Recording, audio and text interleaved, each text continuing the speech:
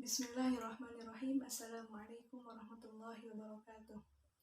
Perkenalkan, nama saya Fujarul Ismaini dari Prodi Pendidikan Bahasa Arab semester 2 Fakultas Tarbiyah dan Keguruan Universitas Islam Negeri Sunan Gunung Jati Bandung. Insya Allah pada kesempatan kali ini saya akan menyampaikan review materi tentang sejarah peradaban Islam pada masa 3 kerajaan besar. 3 kerajaan besar yang sangat berpengaruh dalam dunia Islam. Lain halnya dengan periode klasik, di mana Islam mengalami kemajuan dan masa keemasan, wilayah yang luas, dan kemajuan di bidang ilmu pengetahuan. Sejarah Islam pada abad pertengahan justru mengalami banyak kemunduran. Hal ini ditandai dengan tidak adanya lagi kekuasaan Islam yang utuh meliputi seluruh wilayah Islam dan terpecahnya Islam menjadi kerajaan-kerajaan yang terpisah. Sejarah pemerintahan Islam pada periode pertengahan dimulai dari tahun 1250 sampai tahun 1800 Masehi, diawali dengan runtuhnya dinasti Abbasiyah yang diakibatkan oleh serangan bangsa Mongol dan konflik internal pemerintahan Abbasiyah.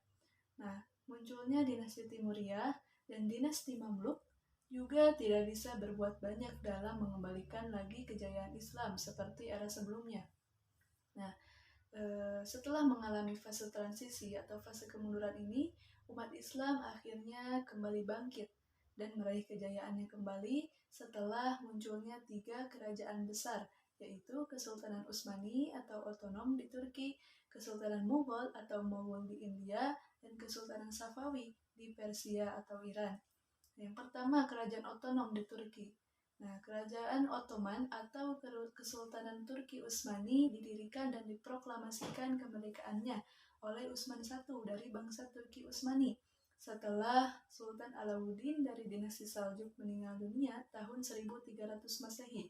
Utsman I dinobatkan sebagai raja pertama dari kerajaan Ottoman yang disusul dengan raja-raja berikutnya. Kerajaan Ottoman mengalami kemajuan pada masa pemerintahan Sultan Muhammad II. Sultan ini berjasa besar karena telah menyebarluaskan Islam hingga ke benua Eropa melalui penaklukan kota benteng Konstantinopel, ibu kota Romawi Timur pada tahun 1453 Masehi.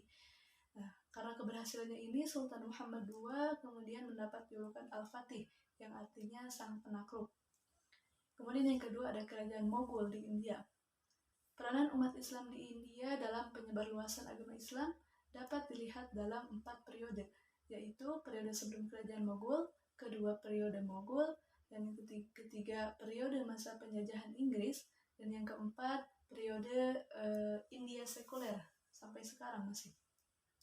Kerajaan Mogul atau Kesultanan Mughal didirikan oleh Zahiruddin Muhammad Babur, keturunan Genghis Khan, bangsa Mongol pada tahun 1526 Masehi setelah mengalahkan Ibrahim Lodi, Sultan Delhi terakhir dalam pertempuran Panipat I.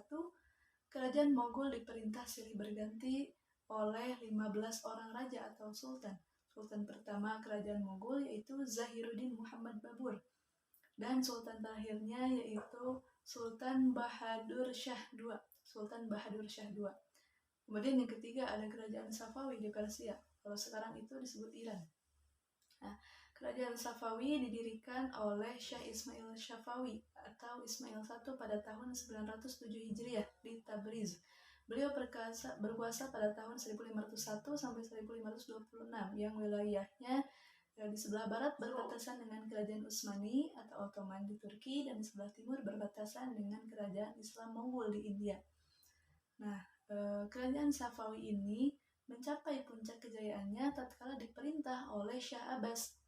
Beliau berjasa mempersatukan seluruh Persia, kemudian mengusir Portugis dari Kepulauan Hormuz, dan nama pelabuhan Qumran diubah menjadi Bandar Abbas, yaitu sampai sekarang. Syah Abbas juga memindahkan ibu kota kerajaan dari Qizwan ke Isfahan. Mungkin cukup sekian review yang dapat saya sampaikan tentang 3 kerajaan besar yang berpengaruh dalam peradaban Islam di dunia.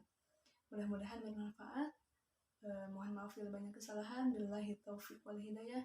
Wassalamualaikum warahmatullahi wabarakatuh.